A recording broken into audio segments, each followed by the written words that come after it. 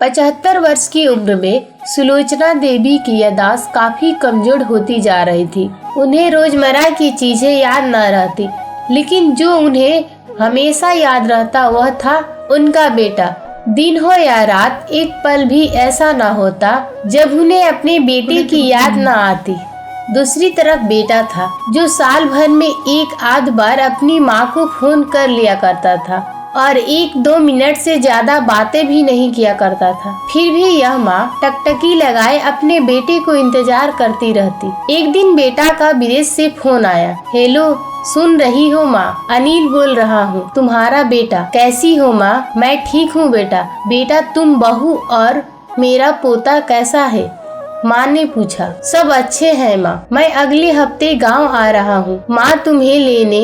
अब हम सब साथ में ही लंदन में रहेंगे। माँ, तुम्हारी बहू कह रही थी माँ को यहाँ पर लेकर के आओ, बेचारी अकेली वहाँ परेशान होती होगी। बेटा ने कहा। माँ की बूढ़ी सूखी आंखें आंसुओं से भर गई। उनके कमजोर शरीर के नस नस में खुशी की लहर दौड़ गई। बेटे और बहू का अपने प्रति प्रेम देखकर माँ का मन खुशी से भर आया। बेटी ने आगे कहा। माँ, तैयार रहना, मुझे ज्यादा दिन छुट्टियाँ नहीं है, जिससे जितने पैसे लेने हैं लेकर रखना। तब तक मैं प्रॉपर्टी डीलर से बात करता हूँ घर के लिए। माँ ने पूछा। गांव का घर हमें बेच देना पड़ेगा, अब हम साथ में ही रहने वाले हैं, तो वहाँ पर घर रखने का कोई मतलब नहीं। माँ बेटी ने कहा। बुढ़ापे की वजह से ठीक से न चलने में माँ ने पूरे मोहल्ले में घूम घूम कर अपने इस खुशखबरी को सबको सुनाया। सभी को खुशी हुई। सबको लगा माँ जी के आखिरी दिन अपने परिवार के साथ खुशी से बीत जाएगी। घर वापस आकर माँ ने अपने घर को कोने कोने में ऐसा देखा जैसा वह अपनी दूसरी बेटी को देख रही हो। देखे भी क्यों ना, उस घर को अपने बेटे से कम थोड़ी समझा। अपने पिता के साथ 40 साल यहीं तो बिताए थे, लेकिन अब मजबूरी थी बुढ़ापे के आखिरी साल बेटे और बहू के साथ बिताना चाहती थी। दिल पर पत्थर रखकर घर बेचने के लिए माँ तैयार हो गई।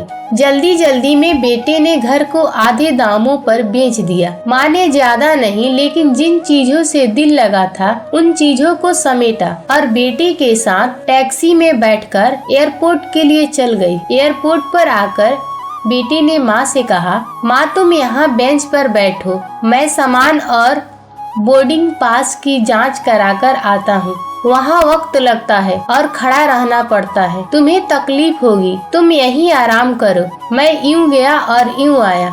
माँ बेंच पर बैठ गई और बेटा अंदर चला गया। काफी समय हो गया, बेटा वापस नहीं लौटा। माँ सोचने लगी ज्यादा भीड़ होगी इसलिए देर लग रही होगी। अंधेरा होने को आया। अब तो लोगों की चहलकदमी भी कम होने लगी। माँ को अब चिंता होने लगी। एक कर्मचारी ने आकर पूछा, किससे मिलना है? माँ जी, आपको। यहाँ पर क्यों बैठी है? डरती हुई आवाज में सुलोचना देवी बोली। मेरा बेटा अंदर सामान की जांच कराने गया है, लंदन जा रहे हैं हम। क्या नाम है माँ जी आपके बेटे का? कर्मचारी ने पूछा। अनिल नाम है मेरे बेटे का, सुलोचना देवी ने बताया। कर्मचारी अंदर गया और थोड़ी देर बाद बाहर लौटा। उन्होंने सुलोचना देवी से कहा, माँ जी, लंदन जाने वाला फ्लाइट तो दोपहर में ही जा चुकी है और आपका बेटा उस फ्लाइट में बैठकर लंदन जा चुका है। अब आपके यहाँ बैठने का कोई मतलब नहीं है, आप भी अपने घर चले जाइए।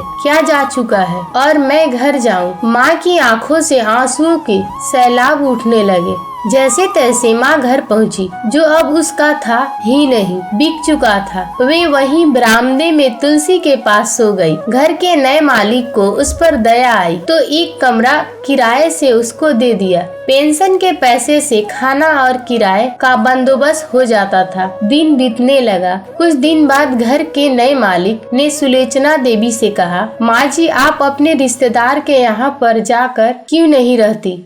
इस उम्र में आपके लिए वही अच्छा होगा। अच्छा तो होगा, लेकिन अगर मेरा बेटा वापस आया तो उसका ख्याल कौन रखेगा? मेरा बेटा बहुत भोला है, उसे अपना ख्याल रखना बिल्कुल नहीं आता। मैं कहीं नहीं जाऊंगी, क्या पता कब उसे मेरी जरूरत पड़ जाए। माँ ने कहा।